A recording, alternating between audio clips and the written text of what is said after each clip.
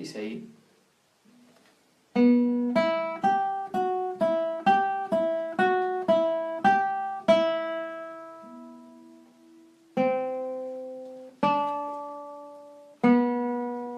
Y esa música de fondo. ¿Cómo está? ¿Qué tal? ¿Cómo están? No somos pobres, somos creativos. Es lo mismo que no ser pobre y ser bohemio. No lo hacemos porque no tengamos posibilidad de hacerlo electrónicamente. Nos gusta, nos gusta, sí, con papelito, con impreso. ¿Cómo están? ¿Qué tal? En producción del más alto nivel nos dicen. Así es. Dicen.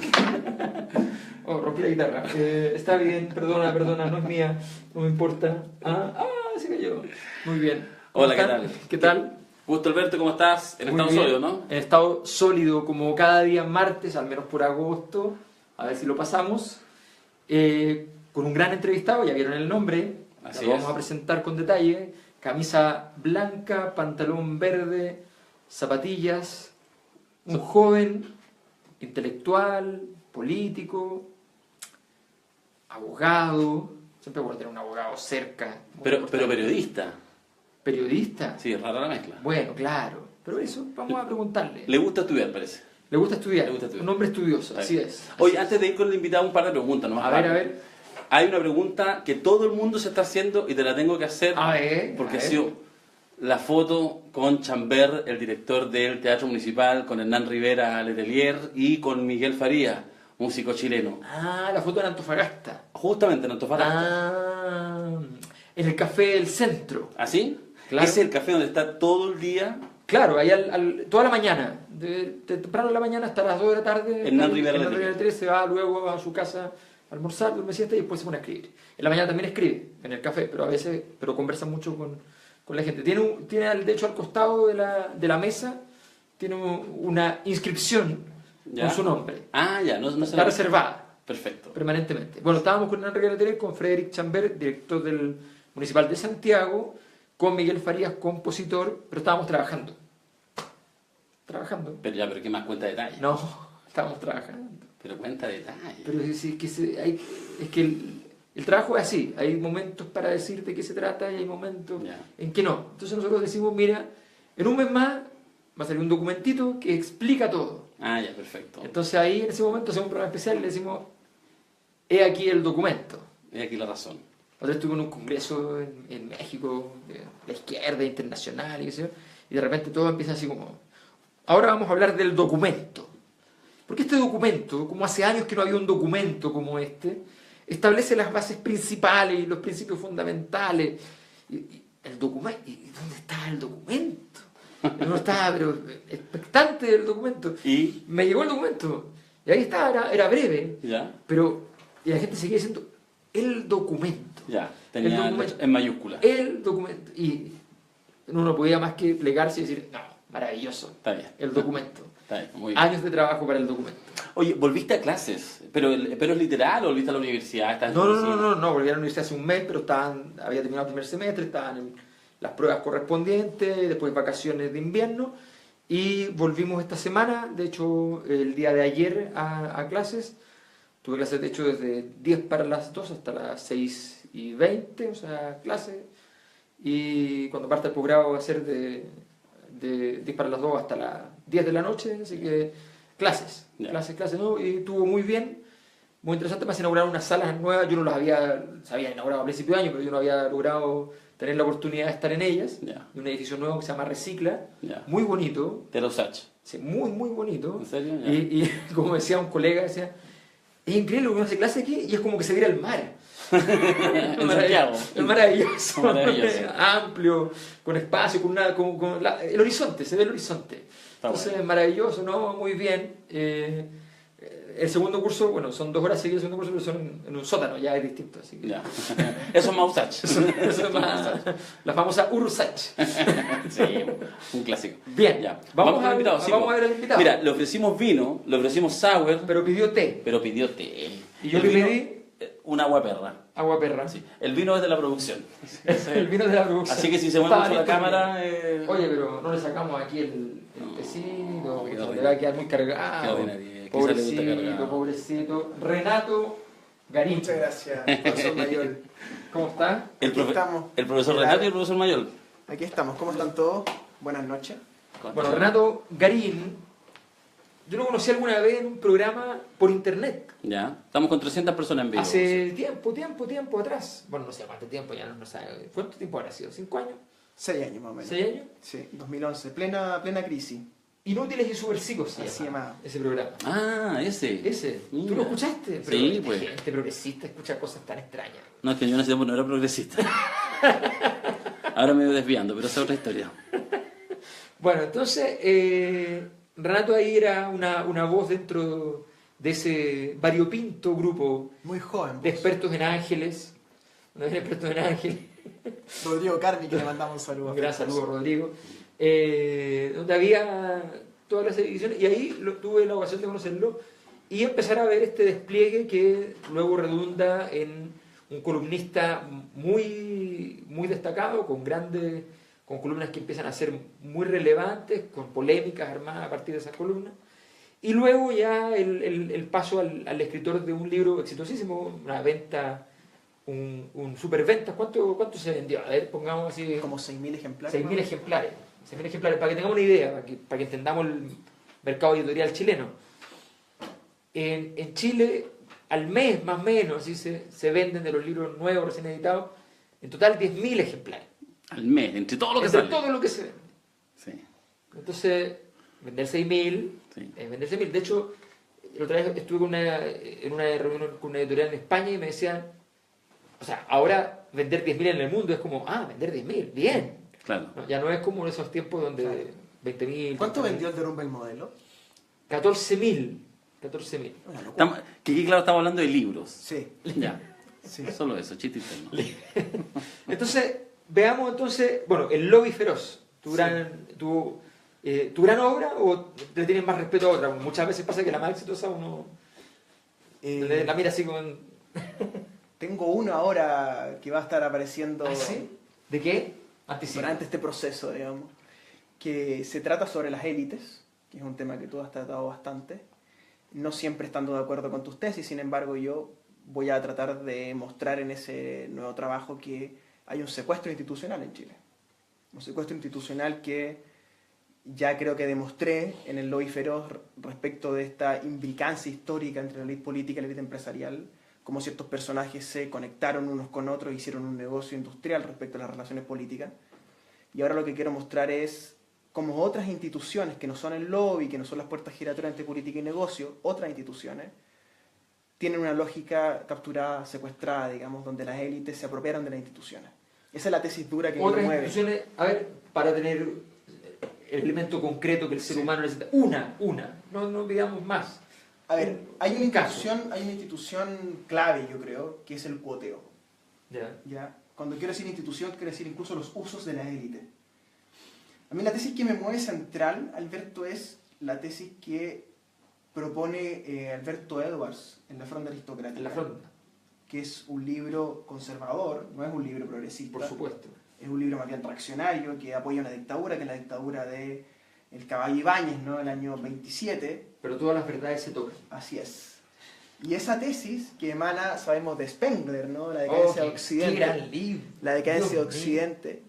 Y Spengler habla de la fronda, ¿no? Y la fronda viene antes del siglo XVII francés, cuando en la minoría de edad de Luis XIV se generan unas revueltas sociales en las élites por alzas de impuestos y por las guerras, que se llama la fronda, la época de la fronda. Y la fronda era una especie de onda o de tirachinas, como decían acá en la colonia, una especie de boleadora Boleador. para tirar cosas a las ventanas de las élites. Entonces cuando se habla de la fronda es la élite que captura las instituciones y esta ciudadanía, el pueblo, ¿no? el tercer estado, digamos, que emana cierta resentimiento histórico contra la élite. Y es una época de fronda. Y por eso yo a este libro le puse La Fronda.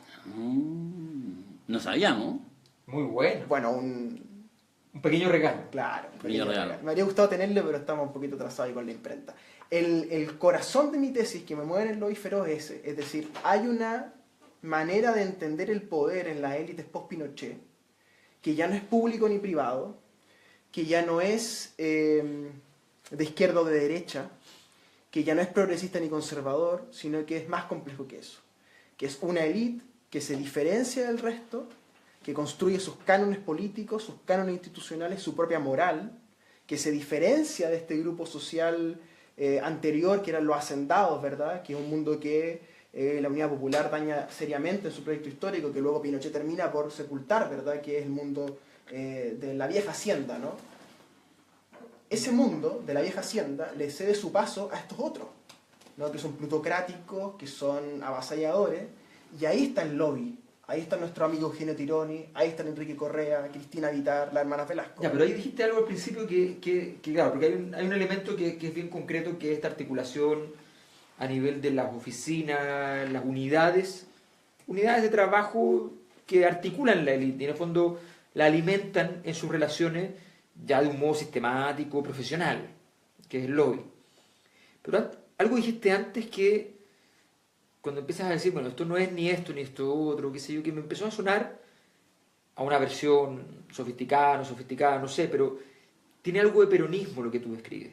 Sí. Esta cosa que es una cosa que uno no sabe si es prepolítica, pospolítica, es una política hecha de otra manera, sin ideología, sin partido, sin estructura, pero con ideología, con partido, con estructura al mismo tiempo. ¿No? O sea, ¿cómo describirías este alma que recorre esta fronda de alguna manera? Bueno, yo creo que hay que mirar los textos primero. ¿Los textos de quiénes? Hay un canon en el siglo XX chileno del ensayo histórico, donde está Alberto Edwards con La Fronda, donde está Aníbal Pinto Santa Cruz con el Chile, un caso de desarrollo frustrado, un gran libro. Gran libro. Tremendo. Después viene el presidente Aguirre Cerda con su extraordinario ensayo que se llama La cuestión agraria, Así es. que de hecho ese texto es clave para entender todo el proceso del siglo XX chileno, al menos respecto de la reforma agraria y la hacienda.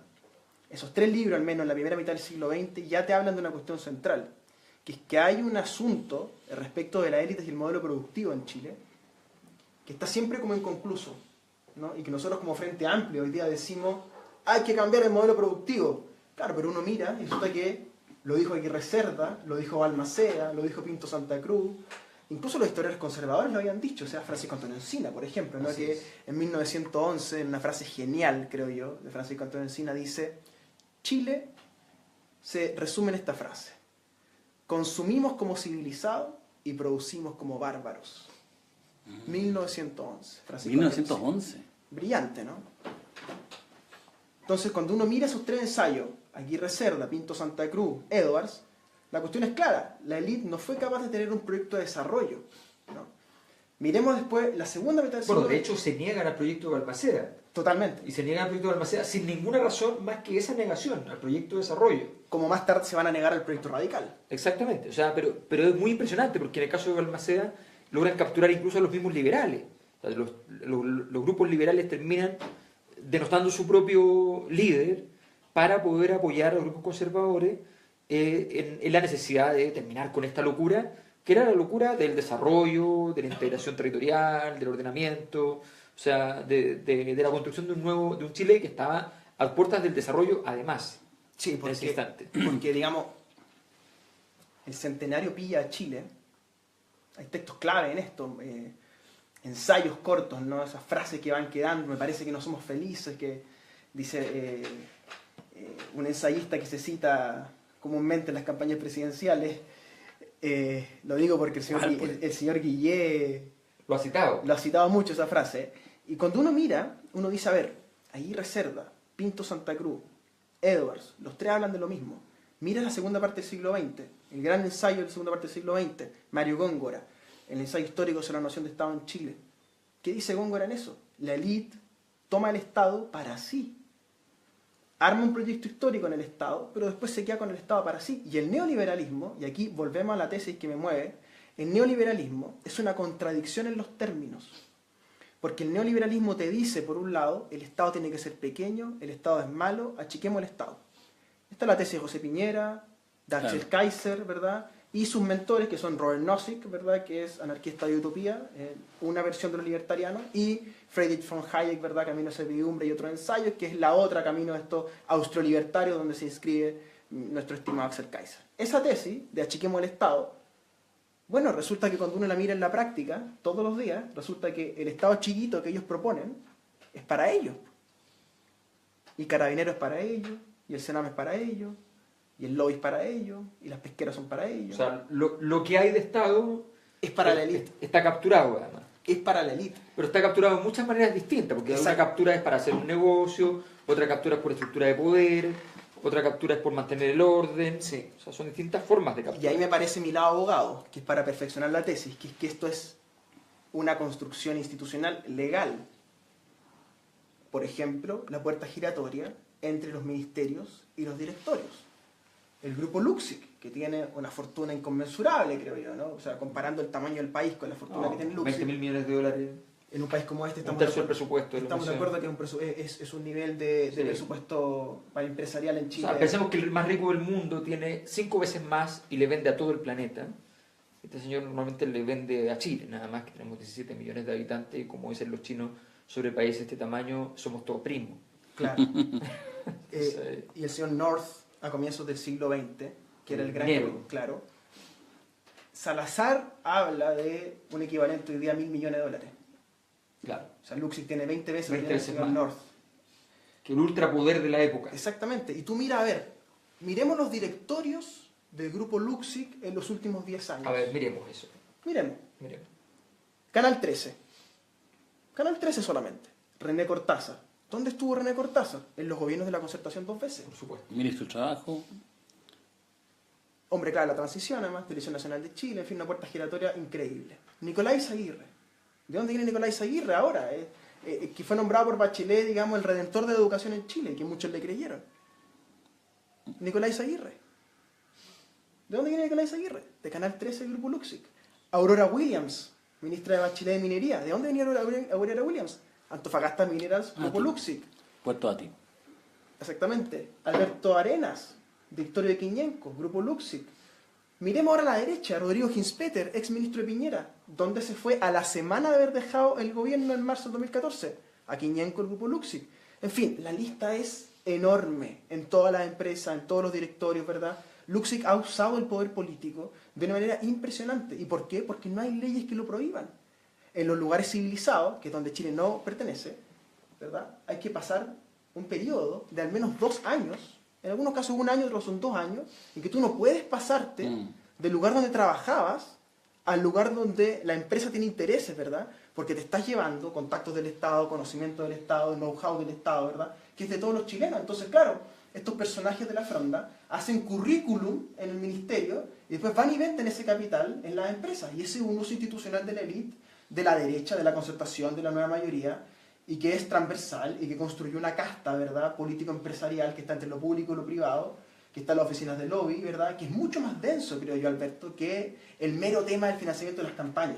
Es muy importante, hay mucha plata en juego ahí. Y el libro de Daniel Matamala, Poderoso Caballero, soluciona, creo yo, en buena medida, que explica el tema sistemáticamente. Pero había que explicar cómo funciona Enrique Correa, cómo funciona Eugenio Tironi, cómo funciona Cristina Vitar, cómo fluyen los directorios, los ministerios, cómo funcionan los gremios, ¿verdad?, los colegios de abogados, las oficinas de abogados. Es una densidad política institucional que te habla mucho más de la época, creo yo, que la mera plata de las campañas. Claro, a ver, hay una comprensión que es bien delicada de entender porque las oficinas de lobby no son consultoras. Exactamente. No tienen un trabajo en un sentido estricto determinado, no tienen que rendir que hicieron X, Y o Z. No son prestaciones. Es un arte. Es algo, para bien o para mal, florentino. ¿Ya? O sea, cuando Enrique Correa, cuando vemos esos correos de Enrique Correa con la iglesia, cuando vemos esos correos uno dice, bueno, aquí claramente el señor Correa no trabaja para la iglesia, no en el sentido de que le paguen, pero el señor Correa sí trabaja para la iglesia, en el sentido de que opera para que el capellán de la moneda no sea alguien que incomode a la iglesia. Como Felipe Berrío. Como Felipe Berríos. ¿Ya? Entonces, y él va y opera en ese sentido. Y se hace cargo del problema que tiene en ese momento un obispo, un cardenal. ¿Te das cuenta? Entonces, esa lógica, cuando Enrique Correa entra al directorio de la Teletón, no entra por lucro. Esa es la mirada pedestre que muchas veces uno en la radio dice, no, seguro, que es que no es el punto, no es cuánta plata ganan, ni no, es el nivel de articulación, el nivel de protección que ello implica. Exactamente, y hay una generación política de la cual Enrique Correa es el símbolo mayor, el arquetipo, diría Jung, ¿verdad? Que es el que resume la época, pero hay muchos más como él. Tironi, por ejemplo, que es su gran discípulo, ¿no? Es muy interesante la relación Correa-Tironi, porque cuando gana Elwin, ¿verdad? Ellos, este grupo muy inteligentes que venían muy afiatados de antes, del Mapu, ¿verdad? Del exilio, que habían hecho contactos transversales en la izquierda, ¿cierto? Durante 20 años en el exilio. ¿Qué hacen? Hacen algo muy inteligente, que es que atribuyen el triunfo del no a la franja televisiva que ellos habían inventado. Una campaña comunicacional. Entonces dicen, nosotros le ganamos a Pinochet. Entonces hay algo en Tironi en sus libros, fíjate, o cuando él habla del tema, Sí. incluso esta película que él hizo Larraín, ¿verdad? Sí. Que es como una película para Tironi. Para Tironi. Es como decir, Tironi le ganó a Pinochet. Sí, pues. Y eso se lo compró Elwin. Po. Y Elwin, cuando nombra su primer gabinete, ¿a quién pone? Pone en CGGOV a Enrique Correa y pone en la DINACOS, hoy SECOM, a Eugenio Tironi. Y ahí empieza esta relación, este tándem Correa-Tironi, que ha funcionado durante 25 años.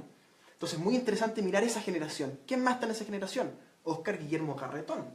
Y Óscar Guillermo Garretón, que era un radical dentro del Mapu, ¿verdad? Sí, pues. Hoy día le diríamos que un mono, ¿verdad? Óscar Guillermo Garretón. ¿Qué discursos? ¿Qué ¿Cierto? discursos?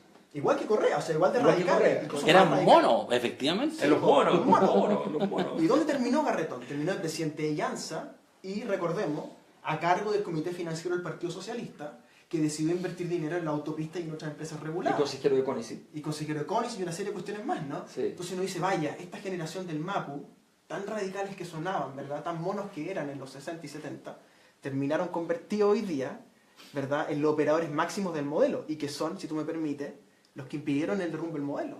Porque se puede permitir una cosa así. Porque son ellos, Alberto, los que impiden que el caso Penta, que el caso SQM haga eclosión social. Exacto. Son ellos los que hacen, yo digo en el capítulo 7 del libro, la gestión de crisis de esto. ¿Y a quién contrata Poncelerú? ¿Y a quién contrata el Choclo Délano? Contratan a Tironi, a Correa y a Velasco. O sea, siempre los mismos, porque son los que manejan los hilos de la élite. O sea, hay un entendimiento de la élite de que había que salvar Claro. a Penta y SQM. Pero es que además hay un tema que tú estás planteando que hay un implícito que es muy interesante. Hay un entendimiento de la élite. Es que ni siquiera importa entender la sociedad. Claro, O sea, la lógica es, basta con entender la élite. la fronda. Claro. O sea, con ese funcionamiento yo puedo, para entender un poco la lógica del poder, que es universal en todo el mundo, ¿ya? Pero también para entender la lógica de la élite chilena actual, que está basada en una serie de pactos y prácticas que vienen de atrás también, pero que al mismo tiempo es una élite nueva. Claro. ¿Ya? Entonces, todo eso, todos esos códigos, esas prácticas, manejarlos para articular una nueva respuesta a la crisis, que como tantas veces tiene que aparecer. O sea, en ese sentido se despliega ahí una destreza que no tiene que ver con el conocimiento, digamos, sociológico, sino que tiene que ver con un conocimiento que es un sentido práctico de la vida en la élite.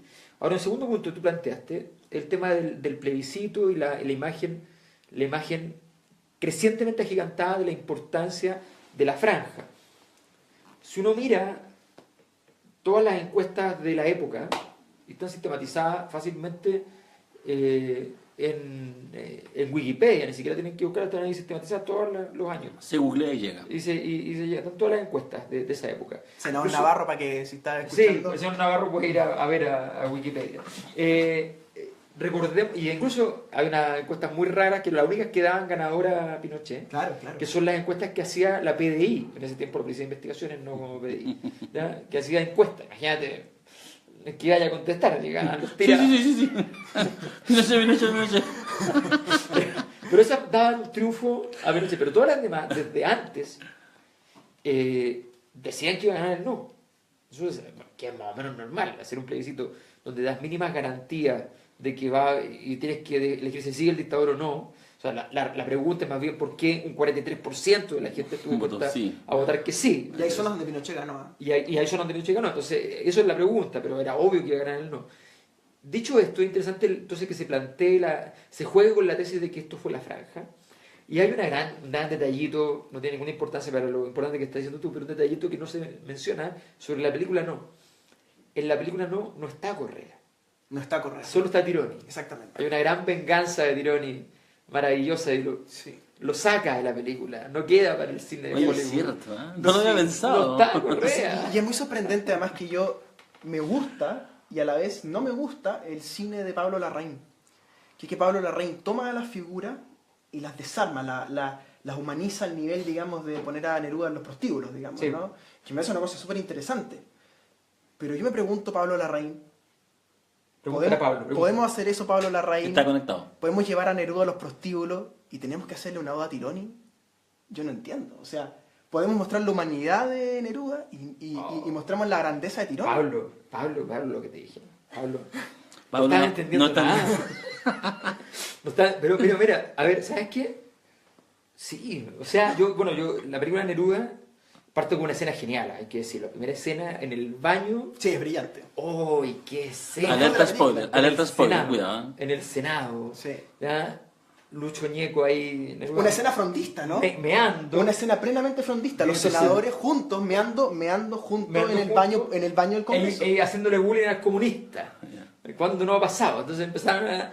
Y obviamente Neruda se defiende bien, con el estilo El gigantesco, Neruda. el Neruda, ¿ya? Mientras mea. Entonces, un despliegue extraordinario con una cámara maravillosa. Muy bien, muy bien.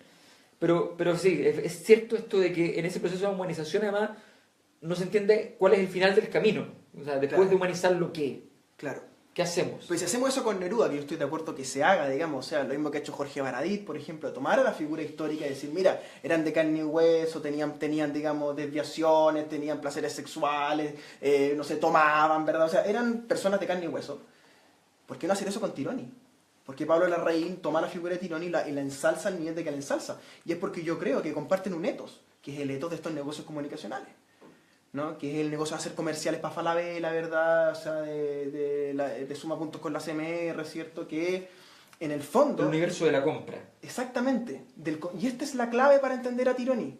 Tironi entendió el no como una marca. Oh. Y al ser el no una marca, Tironi dijo, yo inventé la marca. Y eso después la concertación, inconsciente o conscientemente, se lo empezó a pagar. Y los empresarios se lo empezaron a pagar. Ya, ¿y qué es la transición si el no es una marca?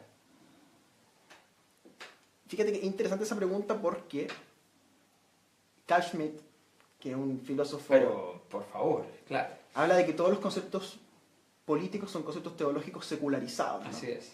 Habla del milagro, de la acepción, ¿verdad? Una serie de ejemplos. Sí, bueno, hemos Entonces, trabajado muchas veces. Yo le preguntaría a Carl Schmitt, ¿cuál es el concepto teológico que corresponde a transición política? Ya. Y la mejor explicación que a mí se me ocurre es purgatorio. El lugar donde las almas transitan de un lugar a otro, ¿no? Exactamente. Bueno, yo creo que la transición hace como... O limbo, no son lo mismo en la teoría. Bueno, yo creo que la transición chilena es como un limbo o un o purgatorio. un purgatorio. Dos La pregunta explicaciones. es cualquiera de las... Claro. Sí. Y se terminó, ¿no? Es que esa pregunta, digamos, admite dos niveles de respuesta. Una Sentí la música, el no, pero es terrible. como una respuesta simple, Es que estoy a digamos. punto de llorar, por eso lo digo. Una Ustedes son respuesta más radicales, simple, yo una soy respuesta más- simple que uno diga, claro, gana el Frente Amplio y se acaba la transición. Pero hay también un escenario donde nosotros ganamos, ¿verdad? Y somos gobierno, Y se consuma. y seguimos en el mismo proceso, digamos, en el mismo paradigma.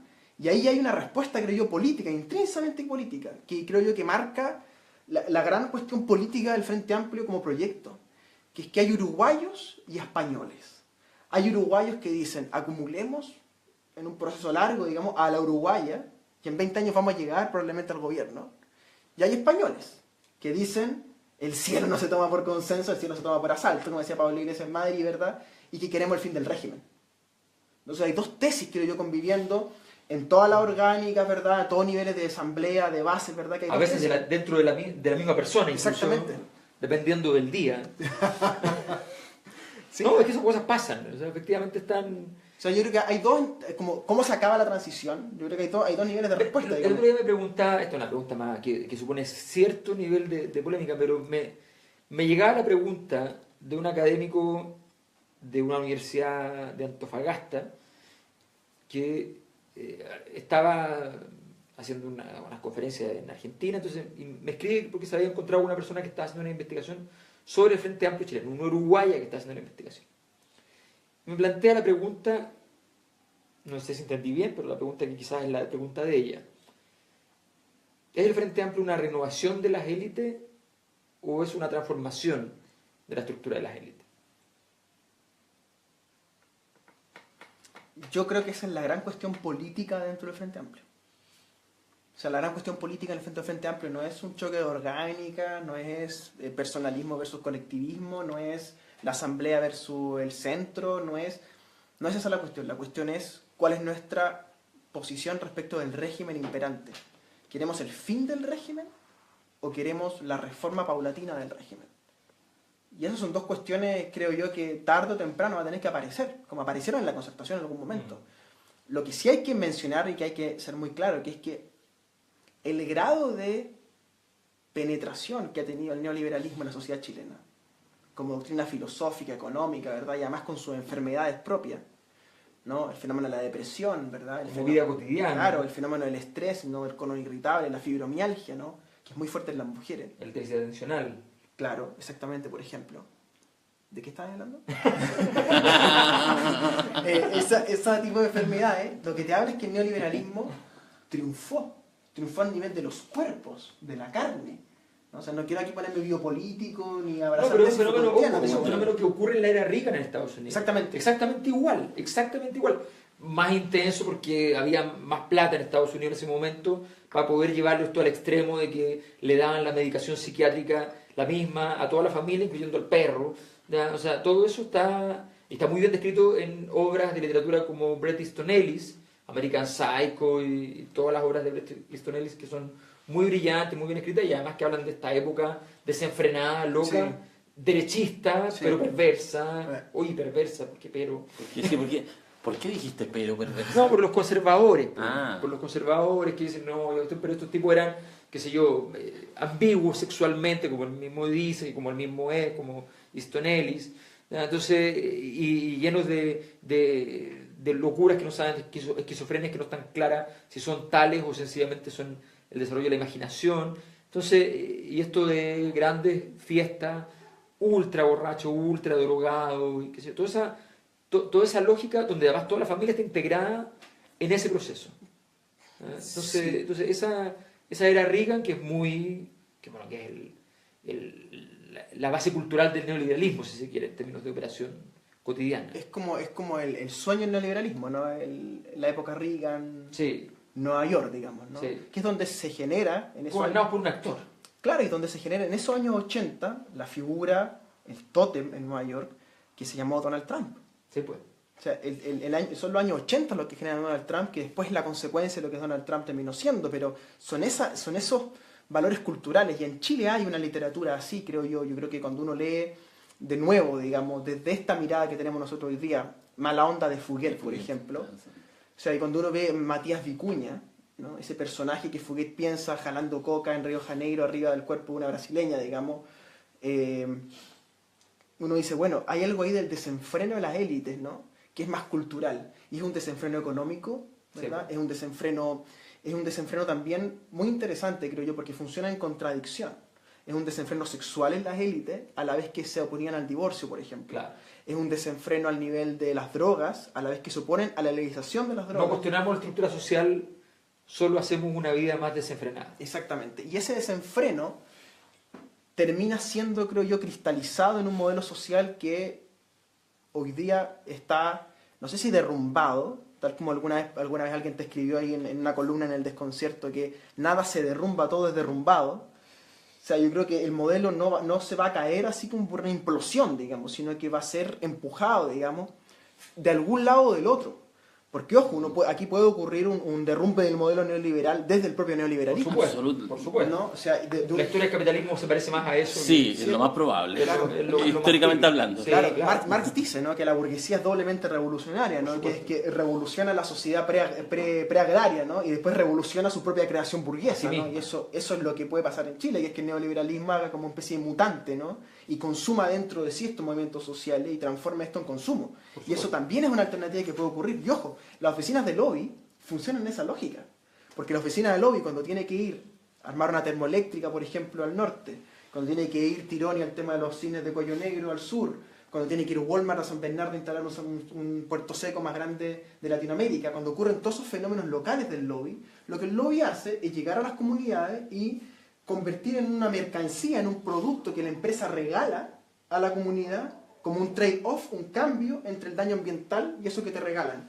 Llámese camisetas de clubes de fútbol, obras públicas que financian las empresas mismas, indumentaria para las juntas de vecinos, alimentación en las fiestas, digamos. O sea, compran, ¿verdad?, el beneplácito de las comunidades para instalar proyectos. Esto es típicamente una operación de mercado, ¿no?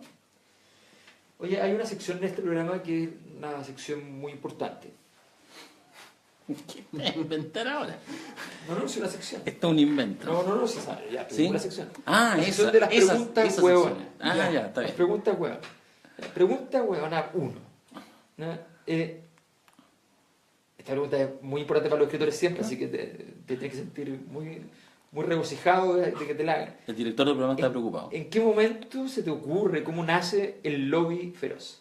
¿Qué estabas leyendo? ¿El título? No sé, claro, ¿cómo se te ¿O la ocurre idea? el título? El título. Ah, esto es la pregunta así como periodista en práctica. pregunta hueona. No vamos a decir ya. El título, ¿Qué estabas leyendo? Porque no se me ocurre que podría haber estado leyendo en ese instante, pero se te ocurre ese título. el título no es mío, el título es de un amigo que tenemos en común que se llama Nicolás Copano. Ah, Y yo le dije, Nicolás, tú eres un maestro de la comunicación estratégica y popular chilena. y eso le encantó. Sí, y me dijo, no y eres humilde. y me dijo, no te preocupes, yo te daré una idea. Y se dio vuelta y me dijo, el lobby feroz. Y así fue. Está bien. Y yo le dije a Arturo Infante Catalán, le dije, mira, tengo la idea del lobby feroz. Me dijo, fantástica, Listo. fantástica. Pero te quiero explicar el libro, no importa. El libro puede ser malo. No, y Ah, ha igual. funcionado mucho porque además cada vez que mencionan casos de lobby que han venido ocurriendo después del Sí. libro bastante, o sea, tengo material con segundo tomo bien nutrido, digamos, y también del material extranjero, que es bien interesante. Ustedes saben que Correa tiene interés en Buenos Aires y en Lima. Estamos exportando lobby. Siéntanse orgullosos. Exportadores de lobby. El modelo productivo chileno va a pasar de la primera generación de exportar tierra, cobre y fruta a exportar lobby. Yo creo que es un salto cuántico al Enorme. que nosotros no podemos dejar de valorar. Provocó una producción de empleo de 48 personas. Maravilloso. Oye, Bueno. pero ya, otra pregunta. Esta es la otra sección que se llama pregunta no tan huevo. La pregunta ahí es, ¿cómo se investiga el lobby? ¿Tú ejerciste el lobby? Me hace- Dinos la Me ha verdad. descubierto. He sido atrapado en mi libro de trampa. Está el tío Emilio, de hecho, por acá. Bueno, es complejo porque hay 3 niveles de investigación, digamos. Un nivel es quiénes son. Tuve que meterme, digamos, al corazón de la biografía de Correa, de Tironi, de la hermana Velasco, de la Cristina Guitart, de cada uno de estos personajes. Eso fue lo más difícil de todo.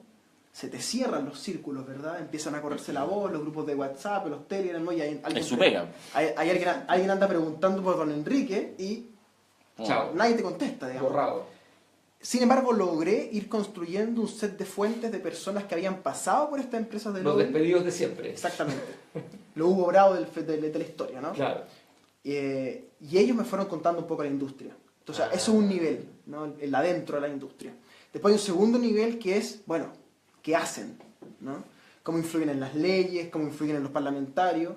Y ahí hubo que hacer una revisión para atrás de la prensa. Me pasé en la hemeroteca de la Biblioteca Nacional un buen rato, mirando titulares, mirando artículos cortos, y fue encontrando como la genealogía, diría el simpático de Nietzsche, una genealogía que vaya hablando de cómo el concepto fue derivando en una cosa, en otra cosa, cómo el poder fue configurando el concepto de lobby, digamos, ¿no? Una genealogía del lobby en Chile. Y ahí aparecen varios personajes. Francisco Javier Cuadra, Claro. ¿no? Una consultora que se llama Chivitas, muy importante, que es donde se forman Jorge Insunza y otros muy importantes. Aparece el gobierno de Elwin. Que trabaja junto con Enrique Correa en un momento, Claro, haciendo exactamente. una articulación perfecta transicional entre la derecha Así y es. el Partido Socialista. Así Todos es. pasan por Correa y Sí. después lo olvidan. Claro, Sí. claro, exactamente. Se sumó Nicolás Copano, por si acaso está mirando. Está mirando. Un abrazo a Nicolás Copano. Sí. Entonces, cuando Elwin toma esta administración y uno dice, a ver, ¿quiénes acompañaron al presidente Elwin? Personajes como Correa, Tirón y Cristina Vitar, que estaban en la moneda en ese gobierno porque era encargada de la PEC comunicacionalmente.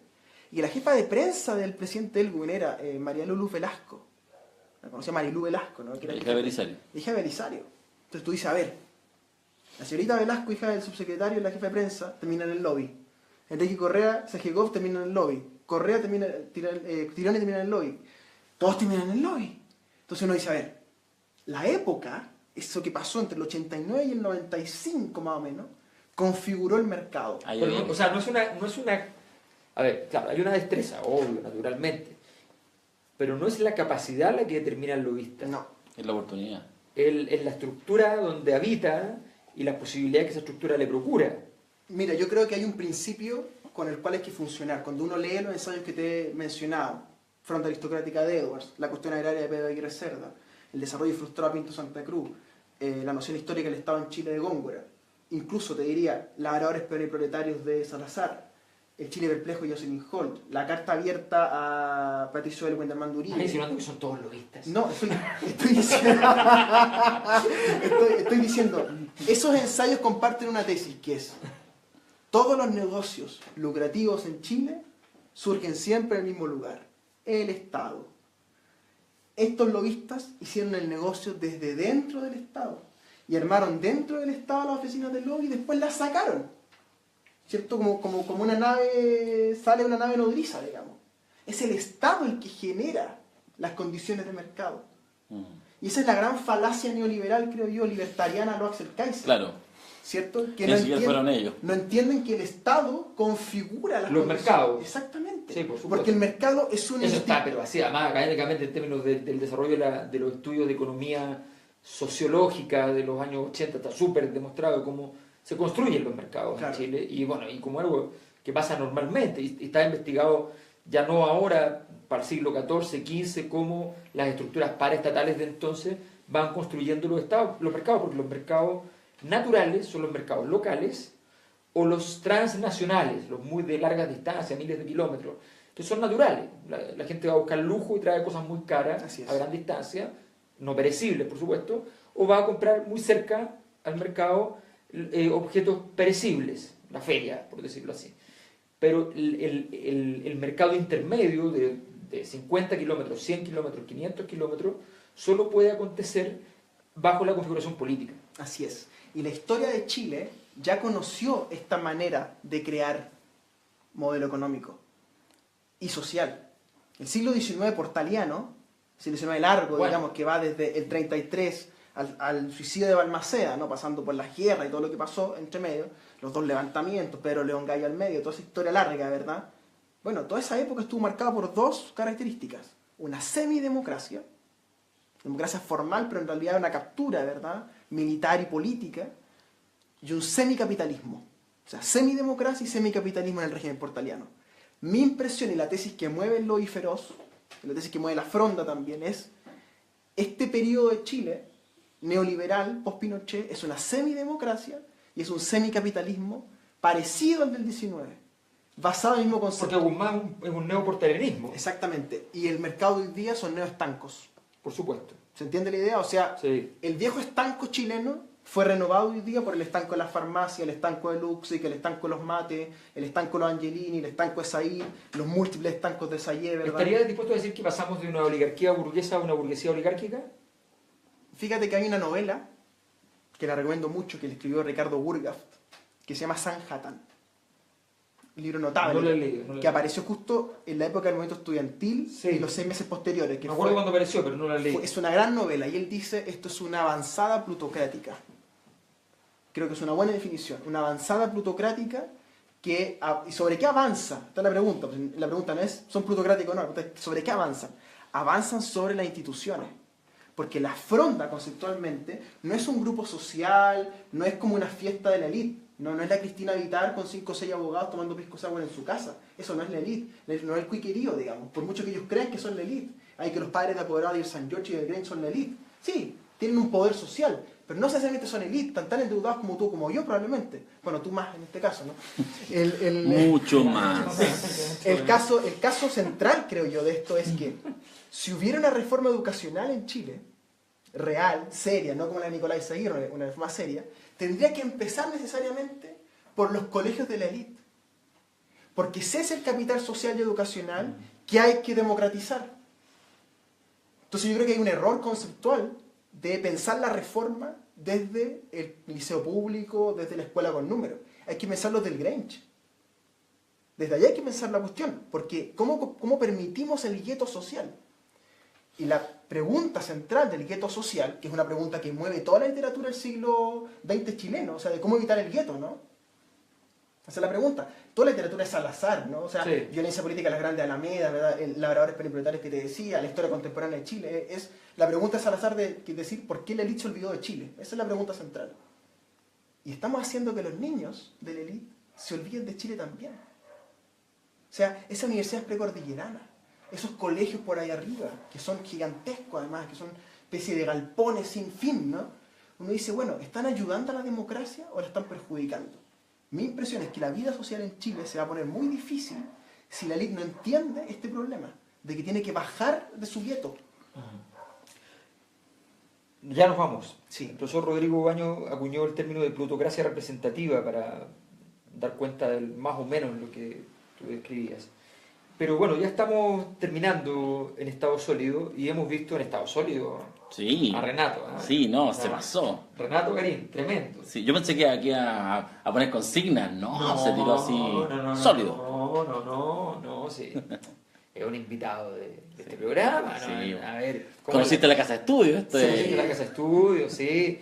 Así que extraordinario, un gran invitado. Yo- La próxima semana tenemos a Axel Kaiser. No voy a evitar, es que lo En sé. estado líquido. Estado líquido. Estado gaseoso. sí, ¿qué iba a decir? Perdón. Me Distraje el interrumpí. conducto. Bueno, yo sí puedo decir que el próximo martes, 15, que es feriado, vamos a tener igual programa. Está comprometido, confirmado hasta donde sabemos, con las complejidades de su agenda. Está Jorge. Jorge Char, Sí. justamente, alcalde de Jorge, Valparaíso. En sí, persona. en persona. Quien viste y calza. En persona. Sí. Vamos a tener que ir si nos vamos para allá. O Sí, para yo acá. creo que nos vamos a llevar a la casa de estudio para Valparaíso. Todo parece indicar. Una Todo música. parece indicar. Vamos a Sí, ver. somos gentiles. Sí, así Saludos, que, Jorge. bueno, hemos estado en estado sólido entonces en esta ocasión. Un gran invitado, un gran escritor. Estaremos esperando su segundo libro. Y nos quedaron pendientes muchas cosas, su paso a la ruta política, una serie de cuestiones, pero son pedestres. Estuvimos hablando de la historia de Chile, del alma del pueblo, del alma de la élite, de Correa. Ahora, quiero decir una cosa que siempre es bueno decirla. A ver, Yo también soy fronda. O sea, yo vengo de una familia decimonónica. por el lado Garín o Claro, por el lado Garín. Garín. Abdón Galindo Larea, diputado, intendente como 3 veces, o sea... Así era la cosa. Un balmacedista que se murió 2 años después de la Ah, pero un guerra civil, balmacedista. Claro. No, pero Ah, no, bien. pero por favor. Y Sí. además, José Manuel Garín Williams, otro balmacedista más, sobrino de Williams de Rebolledo, el almirante de la guerra del Pacífico, y ellos dos eran fronda. Y después estaban las librerías Garín en el centro de Santiago hasta con 1925 más o menos, donde están las librerías Manantial hoy día en el centro de Santiago. ¿Ah, sí? Claro. Entonces mi familia siempre tuvo una conexión ahí con los libros, y yo reconozco un carácter frondista en mi familia, muy venía menos, por supuesto. No, pasan los años. No, Si no, nos estarían diciendo estas cosas. Claro, por supuesto, con este resentimiento que ¿Para mostraba. qué? ¿Para qué habría que decirlo? Entonces creo yo que es la élite misma la que tiene que pensarse. ¿Sí? Entonces cuando a uno le dicen, ¿y tú no eres élite? Sí, soy élite, pero soy capaz de pensarme de mi propio margen, ¿no? Yo creo que es probablemente lo que haces tú también, o sea, de decir, soy quien soy, me llamo como me llamo, pero incluso soy capaz de pensarme a mí desde mi propio margen, ¿no? Yo creo que ese es el ejercicio intelectual más desafiante, son los hombres y mujeres que escriben cosas más profundas y potentes, los que piensan desde el margen de sí mismos. Claro. Yo no, Tú no. No. Bueno, la verdad es que yo siempre he tenido la duda, porque no sé, esta cosa se supone que sería mi papá nació una vez en la feria, entonces medio complicado. Y entonces sí, pero sí, o sea, es cierto que además esta locura de que eres o no eres estás de acuerdo o no con la élite, pero eres de la élite, es como Manuel Rodríguez, no vayamos más lejos, o sea, no se podía ser más de la élite Claro. Que que Manuel Manuel Rodríguez. O los Carrera mismo, ¿no? Bueno, No, eso sí que eran. o sea, y claro, y O'Higgins abandonado y todo, abandonado con estudios pagados en Inglaterra, digamos. No, en fin. Bueno, Nos vamos, en Nos estado sólido. Este día martes nos despedimos y nos vamos con Renato Garín, nos vamos a tomar un segundo té con flores y maravilla y estamos ya para vernos pronto y te deseamos mucha suerte, Renato, Muchas gracias. en la obra escrita, en la obra oral, en el resultado político, en todos los desafíos que vienen. Que así sea. Que así sea. Juntos, espero, unidos, ¿no? hasta ahí nomás. Se está cortando transmisión. Gracias. Adiós, chao, chao. Chao. ¿Lo corto o los dejo hablar? Los dejo hablar porque no he cortado. ¿Los dejo hablar? No, corto. Apoyar a los grupos conservadores en la necesidad de terminar con esta locura, que era la locura del desarrollo, de la integración territorial, del ordenamiento, o sea, de la construcción de un Chile que estaba a puertas del desarrollo, además, Sí, en ese instante. porque digamos, el centenario pilla a Chile. Hay textos clave en esto, ensayos cortos, ¿no? Esas frases que van quedando, me parece que no somos felices, que dice un ensayista que se cita comúnmente en las campañas presidenciales, lo digo porque el señor Guillé Lo ha citado. lo ha citado mucho esa frase, y cuando uno mira, uno dice, a ver, Aguirre Cerda, Pinto Santa Cruz, Edwards, los tres hablan de lo mismo. Mira la segunda parte del siglo XX, el gran ensayo de la segunda parte del siglo XX, Mario Góngora, el ensayo histórico sobre la noción de Estado en Chile. ¿Qué dice Góngora en eso? La élite toma el Estado para sí. Arma un proyecto histórico en el Estado, pero después se queda con el Estado para sí. Y el neoliberalismo, y aquí volvemos a la tesis que me mueve, el neoliberalismo es una contradicción en los términos. Porque el neoliberalismo te dice, por un lado, el Estado tiene que ser pequeño, el Estado es malo, achiquemos el Estado. Esta es la tesis de José Piñera, de Axel Kaiser, ¿verdad? Y sus mentores, que son Robert Nozick, ¿verdad? Que es anarquista de utopía, una versión de los libertarianos, y Friedrich von Hayek, ¿verdad? Camino a servidumbre y otros ensayos, que es la otra camino de estos austrolibertarios donde se inscribe nuestro estimado Axel Kaiser. Esa tesis de achiquemos el Estado, bueno, resulta que cuando uno la mira en la práctica, todos los días, resulta que el Estado chiquito que ellos proponen es para ellos. Y Carabineros es para ellos, y el Sename es para ellos, y el lobby es para ellos, y las pesqueras son para ellos. O sea, lo que hay de Estado es para la élite. está capturado, además. Es para la élite. Pero está capturado de muchas maneras distintas, porque Exacto. una captura es para hacer un negocio, otra captura es por estructura de poder, otra captura es por mantener el orden. Sí. O sea, son distintas formas de Y captura. ahí me parece mi lado abogado, que es para perfeccionar la tesis, que es que esto es una construcción institucional legal. Por ejemplo, la puerta giratoria entre los ministerios y los directorios. El grupo Luxic, que tiene una fortuna inconmensurable, creo yo, ¿no? O sea, comparando el tamaño del país con la fortuna que tiene Luxic. 20.000 millones de dólares, En un país como este un estamos tercio de del acuerdo, presupuesto. de la estamos de nación. acuerdo que es un nivel de Sí. presupuesto para empresarial en O Chile. sea, pensemos que el más rico del mundo tiene 5 veces más y le vende a todo el planeta.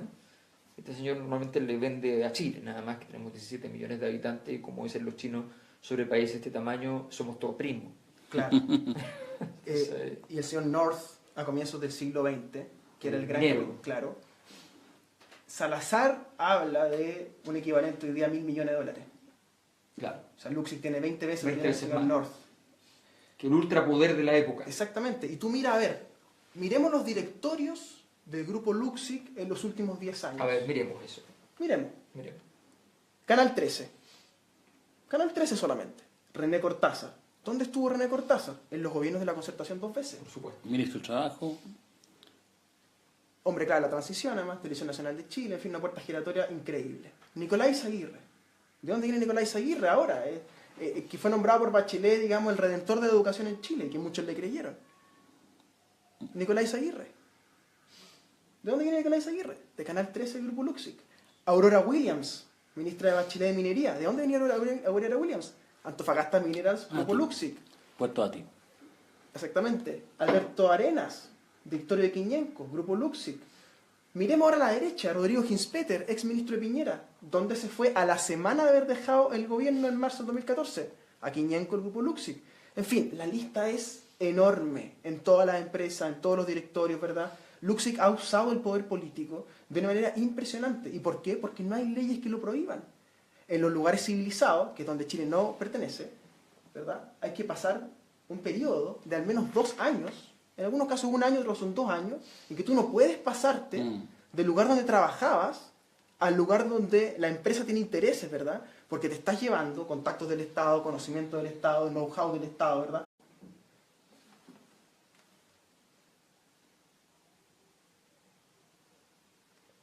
¿Qué dice ahí?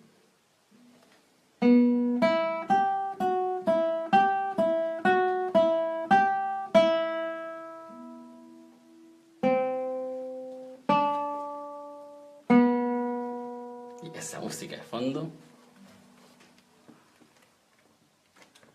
¿Cómo está? ¿Qué tal? ¿Cómo están? No somos pobres, somos creativos. Es lo mismo que no ser pobre y ser bohemio. No lo hacemos porque no tengamos posibilidad de hacerlo electrónicamente. Nos gusta. Nos gusta. Nos gusta, sí, con papelito, con impreso. ¿Cómo Pero, están? ¿Qué tal? En producción del más alto nivel nos dicen. Así es. Dicen. Oh, rompí la guitarra. Está bien, perdona, no es mía, no me importa. Se cayó. Muy bien. Hola, ¿qué están? tal? ¿Qué tal? Gusto Alberto, ¿cómo estás? En Muy estado bien. sólido, ¿no? En estado sólido, como cada día martes, al menos por agosto. A ver si lo pasamos. Con un gran entrevistado, ya vieron el nombre. Así Lo vamos es. a presentar con detalle. Camisa blanca, pantalón verde, zapatillas. Un joven intelectual, político, abogado. Siempre bueno tener un abogado cerca. Muy Pero importante. periodista. Periodista. Sí, rara la mezcla. Bueno, claro. Pero eso vamos a preguntarle. Le gusta estudiar, parece. Le gusta estudiar. Le gusta estudiar. Un hombre estudioso, Está así bien. es. Oye, antes de ir con el invitado, un par de preguntas, ¿no? A ver. Hay una pregunta que todo el mundo se está haciendo y te la tengo que hacer A ver. porque a ha ver. sido la foto con Chamber, el director del Teatro Municipal, con Hernán Rivera Letelier y con Miguel Faría, músico chileno. La foto en Antofagasta. Justamente en Antofagasta. En el café del centro. ¿Así? Claro. Ese es el café donde está todo el día Claro, ahí toda la mañana. De temprano en la mañana hasta las 2 de la tarde. Hernán Rivera Hernán Letelier. Letelier se va luego a su casa a almorzar, duerme siesta y después se pone a escribir. En la mañana también escribe, en el café, pero a veces conversa mucho con la gente. Tiene de hecho al costado de la mesa, tiene una inscripción ¿Ya? con su nombre. Ya, no se Está la- reservada Perfecto. permanentemente. Bueno, estábamos con Hernán Rivera Letelier, con Frederic Chamber, director del Municipal de Santiago, con Miguel Farías, compositor, pero estábamos trabajando. Pero ¿qué más cuenta detalles? No, estábamos trabajando. Pero cuenta detalles. Pero es que el trabajo es así. Hay momentos para decir de qué se trata y hay momentos Ya. en que no. Entonces nosotros decimos, mira, en un mes más va a salir un documentito que explica todo. Ya, perfecto. Entonces ahí en ese momento hacemos un programa especial y le decimos, he aquí el documento. Es aquí la razón. Nosotros estuvimos en un congreso en México, de la izquierda internacional y qué sé yo, y de repente todo empieza así como, ahora vamos a hablar del documento. Porque este documento, como hace años que no había un documento como este, establece las bases principales y los principios fundamentales. El documento, ¿y dónde está el documento? Yo no estaba, pero expectante del documento. ¿Y? Me llegó el documento, y ahí estaba, era breve, ¿Ya? y la gente seguía diciendo, el documento. Ya, tenía El documento. en mayúscula. El documento. Y uno no podía más que plegarse y decir, no, maravilloso. Está bien. El documento. Está bien, muy bien. Años de trabajo para el documento. Oye, ¿volviste a clases? ¿Pero es literal o volviste a la universidad? ¿Estás en tu oficina? No, volví a la universidad hace un mes, pero había terminado el primer semestre, estaban en las pruebas correspondientes, después vacaciones de invierno, y volvimos esta semana, de hecho, el día de ayer a clases. Tuve clases, de hecho, desde 10 para las 2 hasta las 6:20, o sea, clases. Y cuando parte el posgrado va a ser de 10 para las 2 hasta las 10 de la noche, así que clases, Ya. clases, ¿no? Y estuvo muy bien, muy interesante. Me inauguraron unas salas nuevas, yo no las se habían inaugurado a principio de año, pero yo no había logrado tener la oportunidad de estar en ellas. Ya. Un edificio nuevo que se llama Recicla, Ya. muy bonito, De los H. sí, muy, muy bonito. ¿En serio? Ya. Y como decía un colega, decía, es increíble que uno hace clase aquí y es como que se viera el mar. En Santiago. Es maravilloso, Maravilloso. amplio, con espacio, el horizonte, se ve el horizonte. Está Entonces, bueno. Que es de todos los chilenos. Entonces, claro, estos personajes de la fronda hacen currículum en el ministerio y después van y venden ese capital en las empresas. Y ese es un uso institucional de la élite, de la derecha, de la concertación, de la nueva mayoría, y que es transversal y que construyó una casta, ¿verdad?, político-empresarial que está entre lo público y lo privado, que está en las oficinas de lobby, ¿verdad?, que es mucho más denso, creo yo, Alberto, que el mero tema del financiamiento de las campañas. Es muy importante, hay mucha plata en juego ahí. Y el libro de Daniel Matamala, Poderoso Caballero, soluciona, creo yo, en buena medida, que explica el tema sistemáticamente. Pero había que explicar cómo funciona Enrique Correa, cómo funciona Eugenio Tironi, cómo funciona Cristina Vitar, cómo fluyen los directorios, los ministerios, cómo funcionan los gremios, ¿verdad?, los colegios de abogados, las oficinas de abogados. Es una densidad política institucional que te habla mucho más de la época, creo yo, que la mera plata de las campañas. Claro, a ver, hay una comprensión que es bien delicada de entender, porque las oficinas de lobby no son consultoras. Exactamente. No tienen un trabajo en un sentido estricto determinado, no tienen que rendir que hicieron X, Y o Z. No son prestaciones. Es un arte. Es algo, para bien o para mal, florentino. ¿Ya? O sea, cuando Enrique Correa, cuando vemos esos correos de Enrique Correa con la iglesia, cuando vemos esos correos uno dice, bueno, aquí claramente el señor Correa no trabaja para la iglesia, no en el sentido de que le paguen, pero el señor Correa sí trabaja para la iglesia, en el sentido de que opera para que el capellán de la moneda no sea alguien que incomode a la iglesia. Como Felipe Berrío. Como Felipe Berríos. ¿Ya? Entonces, y él va y opera en ese sentido. Y se hace cargo del problema que tiene en ese momento un obispo, un cardenal. ¿Te das cuenta? Entonces, esa lógica, cuando Enrique Correa entra al directorio de la Teletón, no entra por lucro. Esa es la mirada pedestre que muchas veces uno en la radio dice, no, seguro, es que no es el punto. No es cuánta plata ganan, no, es el nivel de articulación, el nivel de protección que ello implica. Exactamente, y hay una generación política de la cual Enrique Correa es el símbolo mayor, el arquetipo, diría Jung, ¿verdad?, que es el que resume la época, pero hay muchos más como él. Tironi, por ejemplo, que es su gran discípulo, ¿no? Es muy interesante la relación Correa-Tironi, porque cuando gana Elwin, ¿verdad?, ellos, este grupo muy inteligentes que venían muy afiatados de antes, del MAPU, ¿verdad?, del exilio, que habían hecho contactos transversales en la izquierda, ¿cierto?, durante 20 años en el exilio, ¿qué hacen? Hacen algo muy inteligente, que es que atribuyen el triunfo del no a la franja televisiva que ellos habían inventado. Una campaña comunicacional. Entonces dicen, nosotros le ganamos a Pinochet. Entonces hay algo en Tironi en sus libros, fíjate, o cuando él habla del tema, Sí. incluso esta película que él hizo Larraín, ¿verdad?, Sí. que es como una película para Tironi. Para Tironi. Es como decir, Tironi le ganó a Pinochet. Sí, pues. Y eso se lo compró Elwin. Po. Y Elwin, cuando nombra su primer gabinete, ¿a quién pone? Pone en CGGOV a Enrique Correa y pone en la DINACOS, hoy SECOM, a Eugenio Tironi. Y ahí empieza esta relación, este tándem Correa-Tironi, que ha funcionado durante 25 años. Entonces, muy interesante mirar esa generación. ¿Quién más está en esa generación? Óscar Guillermo Garretón. Y Óscar Guillermo Garretón, que era un radical dentro del MAPU, ¿verdad? Sí, pues. Hoy día le diríamos que un mono, ¿verdad? Óscar Guillermo Garretón. ¿Qué discursos? ¿Qué ¿Cierto? discursos?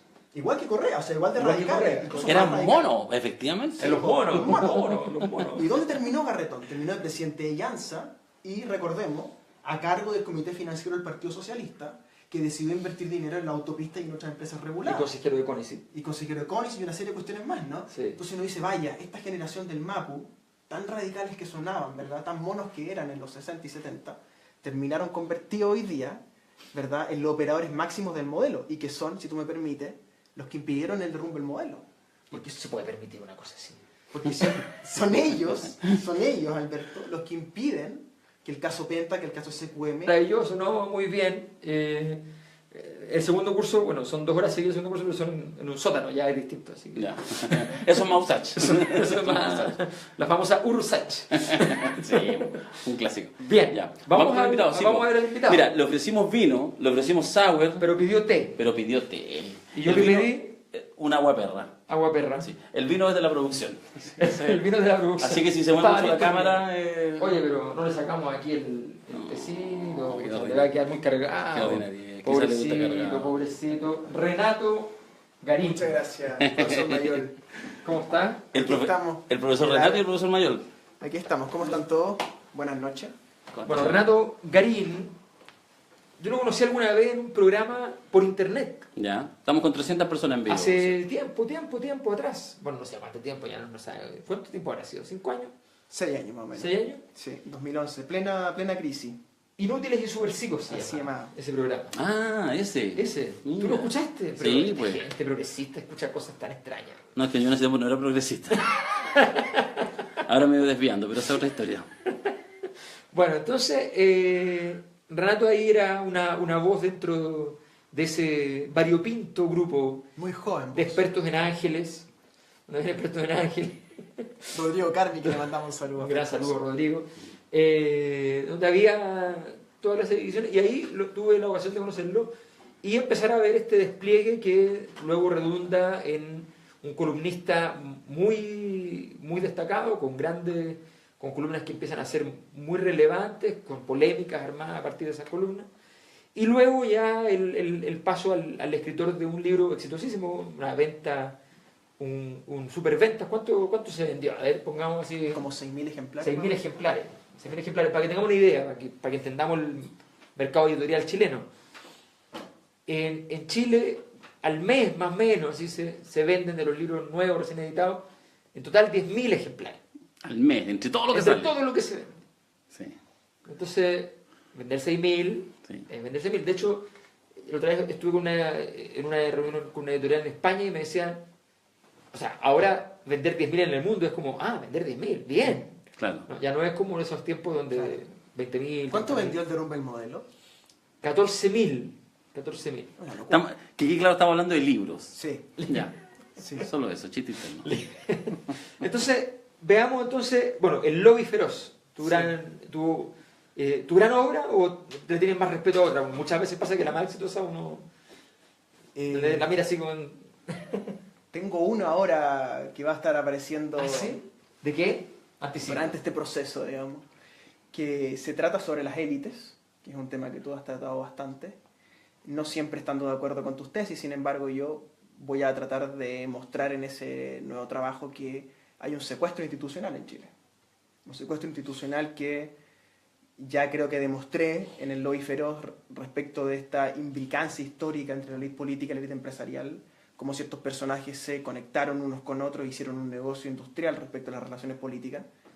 Y ahora lo que quiero mostrar es cómo otras instituciones que no son el lobby, que no son las puertas giratorias entre política y negocio, otras instituciones, tienen una lógica capturada, secuestrada, digamos, donde las élites se apropiaron de las instituciones. Esa es la tesis dura que me Otras mueve. instituciones, a ver, para tener el elemento concreto que el ser humano necesita. Una. No pidamos más. A ver, hay una caso. institución clave, yo creo, que es el cuoteo. Ya. ¿Ya? Cuando quiero decir institución, quiero decir incluso los usos de la élite. A mí la tesis que me mueve central, Alberto, es la tesis que propone Alberto Edwards en La Fronda Aristocrática. En la fronda, Que es un libro conservador, no es un libro progresista. por supuesto. Es un libro más bien reaccionario que apoya una dictadura, que es la dictadura de el Caballo Ibáñez, ¿no? El año 27. Pero todas las verdades se tocan. Así es.